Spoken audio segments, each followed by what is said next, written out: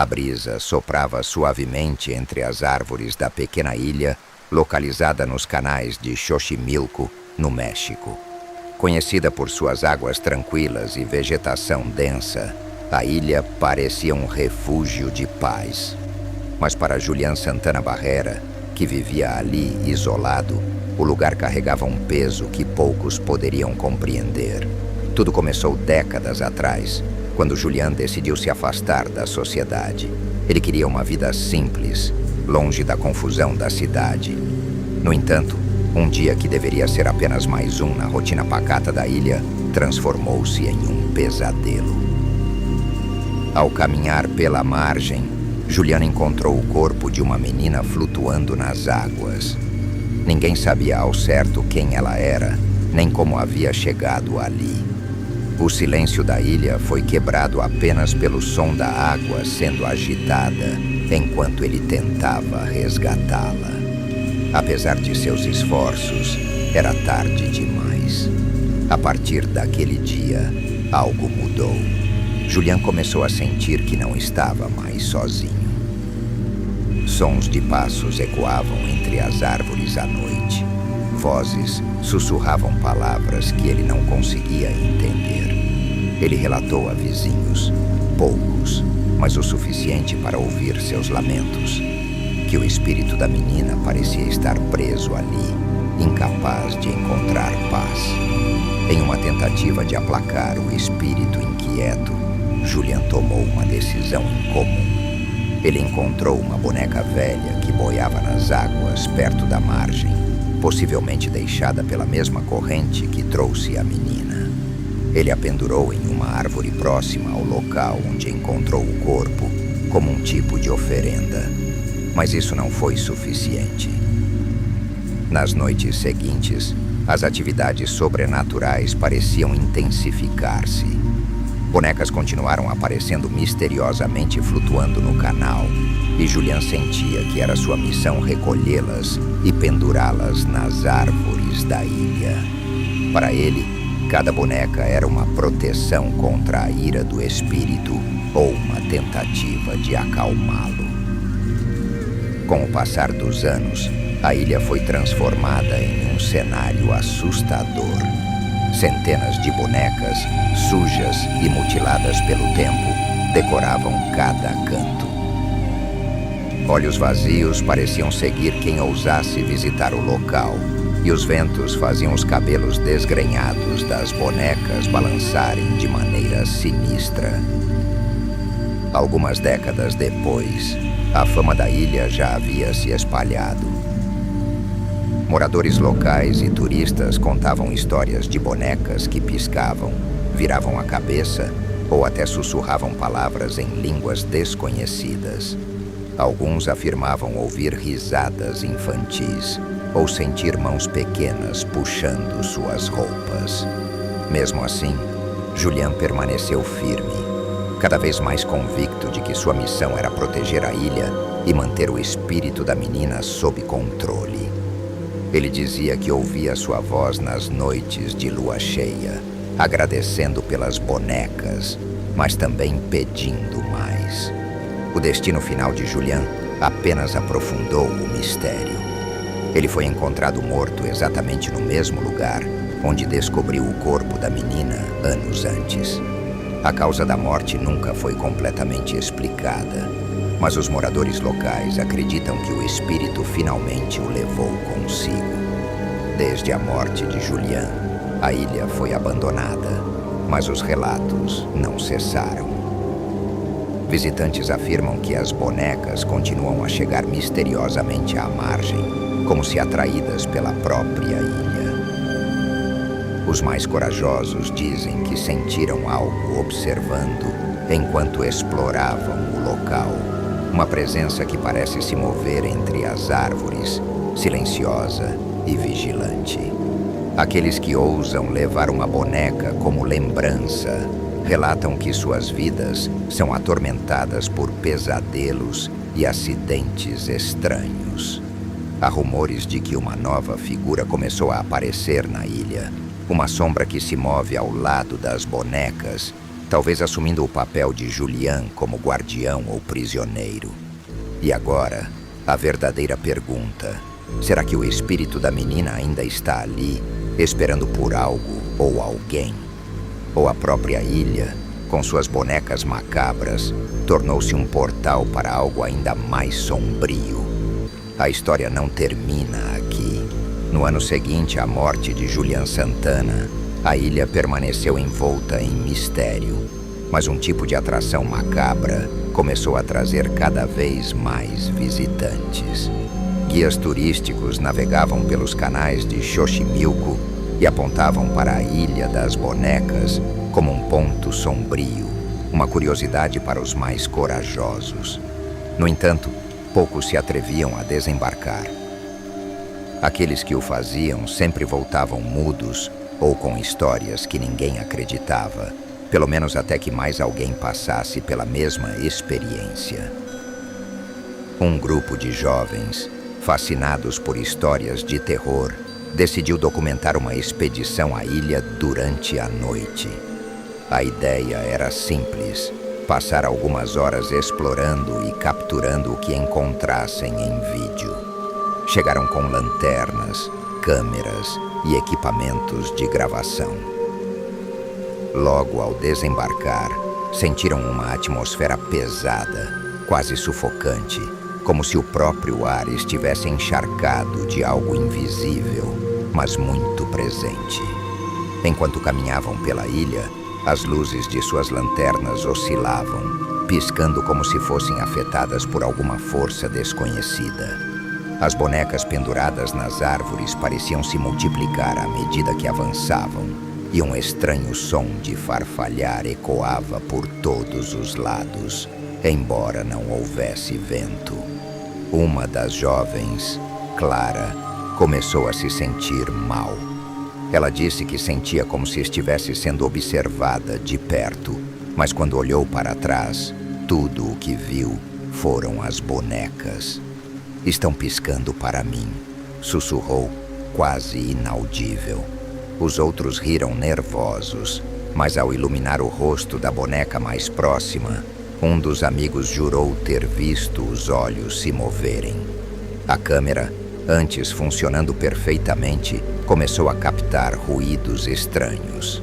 Não eram estáticos, mas sons que lembravam sussurros, risadas infantis e uma melodia suave, quase hipnótica. As gravações, mais tarde revisadas, mostraram algo que nenhum deles viu na hora. Uma figura escura movendo-se entre as árvores, sempre no canto do quadro, como se estivesse observando o grupo. Quando o grupo decidiu retornar ao barco, Clara desapareceu. Eles a encontraram sentada no chão, perto da margem, olhando fixamente para uma boneca parcialmente submersa na água. "Ela está me chamando", disse, com um tom de voz que não era dela, mas infantil e distorcido. Os amigos tentaram puxá-la, mas ela resistiu, como se algo invisível a segurasse. Uma das câmeras capturou um detalhe perturbador. Ao fundo, sobre as águas escuras, uma figura parecendo uma menina estava parada, os cabelos longos e molhados cobrindo o rosto. Ninguém percebeu isso até mais tarde, mas naquela hora Clara parecia em transe, apontando para a figura. Julian nunca terminou. "Ela precisa de mais", sussurrou Clara antes de desmaiar. Depois de carregar Clara de volta ao barco, o grupo conseguiu sair da ilha, mas algo os acompanhava. Cada um começou a experimentar fenômenos inexplicáveis dias após a visita. Um deles acordou no meio da noite para encontrar bonecas em sua sala, embora nunca tivesse comprado nenhuma. Outra começou a ouvir risadas infantis no banheiro, sempre que ficava sozinha em casa. Clara, por outro lado, piorava a cada dia. Ela começou a desenhar compulsivamente a ilha e as bonecas, além de falar em um idioma que ninguém conhecia. Em um momento de lucidez, contou o que lembrava daquela noite. "Ela está presa", mas não está sozinha. Há algo mais. Algo que mantém todos presos lá, inclusive Julian. Enquanto isso, um dos amigos decidiu consultar um historiador local, que revelou um detalhe que ninguém esperava. Antes de Julian viver na ilha, aquele pedaço de terra era evitado pelos moradores por séculos. Eles acreditavam que o lugar era amaldiçoado, usado em rituais antigos para invocar espíritos. As bonecas talvez não fossem um consolo para o espírito da menina, mas sim um tipo de imã que atraía outras presenças. Determinados a resolver o mistério, o grupo se reuniu novamente, desta vez com um médium conhecido na região. O homem, ao chegar à ilha, imediatamente ficou pálido. Isto não é apenas um local assombrado, disse. É um portal. Tudo aqui quer sair, ou arrastar mais gente para dentro. Antes que pudessem agir, o barco em que chegaram começou a se mover sozinho, afastando-se lentamente da margem. Era como se algo quisesse impedi-los de escapar. A última coisa que o grupo ouviu antes de suas lanternas se apagarem foi o som de passos vindo da floresta e a risada infantil ecoando por toda a ilha. O grupo, preso na escuridão total, se uniu, tentando controlar o pânico. Clara, ainda abalada, segurava uma das bonecas que havia encontrado no chão, como se fosse um escudo contra o desconhecido. O médium, por sua vez, sentiu o ar ao redor se tornar mais pesado, como se algo invisível os estivesse cercando. Ela não está sozinha, ele murmurou. Há algo muito mais antigo aqui, algo que não é humano. O médium pediu ao grupo que não se separasse enquanto ele tentava estabelecer contato com a força que os prendia. Sentando-se no chão, ele começou a entoar cânticos em uma língua antiga, enquanto Clara repetia algumas palavras automaticamente, como se estivesse em transe. O vento soprou forte e as bonecas nas árvores começaram a balançar violentamente, emitindo um som assustador de estalos e risos.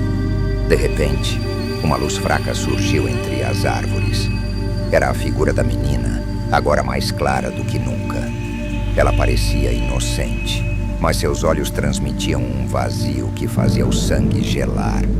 Ao redor dela, sombras maiores começaram a surgir, figuras disformes que pareciam estar protegendo-a ou mantendo-a presa. O médium parou abruptamente. Não é a menina que precisa de libertação, é o portal. Esta ilha foi marcada para guardar algo que jamais deveria sair. Com as forças das sombras avançando, o grupo percebeu que não tinha outra opção senão tentar destruir o portal, mesmo sem saber como. O médium apontou para o que parecia ser o centro da energia maligna. Uma árvore velha e cheia de bonecas penduradas, algumas delas completamente desfiguradas, como se carregassem séculos de ódio. Esta árvore é a âncora. É aqui que tudo converge, disse ele. Clara, ainda em transe, começou a caminhar em direção à árvore, carregando a boneca que segurava. O grupo tentou detê-la, mas ela virou-se com um olhar vazio e uma voz que não era sua. Não podem parar, tudo já foi decidido. Ao tocar a árvore, Clara foi envolvida por uma luz intensa. As bonecas começaram a cair no chão uma a uma, enquanto um grito ensurdecedor ecoava pela ilha. Era como se as sombras estivessem sendo sugadas de volta para dentro da terra. Quando o fenômeno terminou, Clara estava caída ao pé da árvore, desacordada. O médium se aproximou, verificando seus sinais vitais. Ela estava viva, mas algo parecia diferente. Seus olhos, ao abrir, estavam marejados de lágrimas, mas seu semblante era de paz. Ela foi embora, disse Clara, agora falando como ela mesma. Mas o preço foi alto. O grupo correu de volta ao barco que, inexplicavelmente, havia retornado à margem. Navegaram pelos canais sem olhar para trás, temendo o que poderiam ver. Dias depois, Clara revelou ao grupo que, enquanto estava em transe, sentiu que algo havia sido selado novamente. Mas ela também ouviu uma advertência. A ilha precisava permanecer intocada. Qualquer tentativa de perturbar sua paz poderia reabrir o portal. Apesar do juramento de nunca mais voltar, os turistas continuaram a visitar a ilha, atraídos pelas lendas. E lentamente novos relatos começaram a surgir. Bonecas que reapareciam penduradas nas árvores, risadas que ecoavam ao entardecer e a presença de uma figura sombria vagando entre as árvores. A maldição da Vila das Bonecas parecia nunca terminar. Talvez nunca termine. Afinal, um portal nunca se fecha para sempre. Ele apenas espera.